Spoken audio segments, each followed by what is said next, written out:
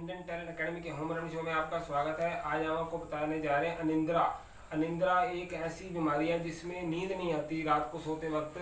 तो ये अनिंद्रा अपने आप में एक बीमारी ना होकर ये दूसरे रोगों के बीमारियों का लक्षण जो है अनिंद्रा कहा जाता है। यानी कि आपके शरीर में दूसरे रोगों की जो आपने दवाइयाँ खा रखी हैं और कोई किसी को क्या रोग होता है, किसी को क्या रोग होता है, उन रोगों को जो साइड इफेक्ट होता है, साइड इफेक्ट के रूप में आपको क्या मिलता है, अनिंद्रा।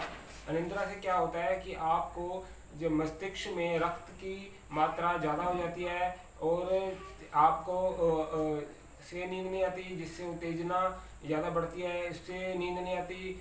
और चिंता हो कोई करता है तो इससे नींद नहीं आती।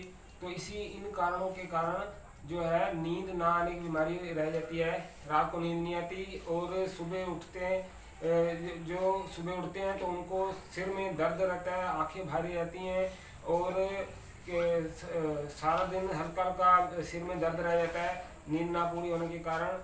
तो इससे बचने के लिए आपने क्या करना है कि रात को सोने से पहले त्रिफला तेल की हल्की हल्की सिर पे मालिश करनी है।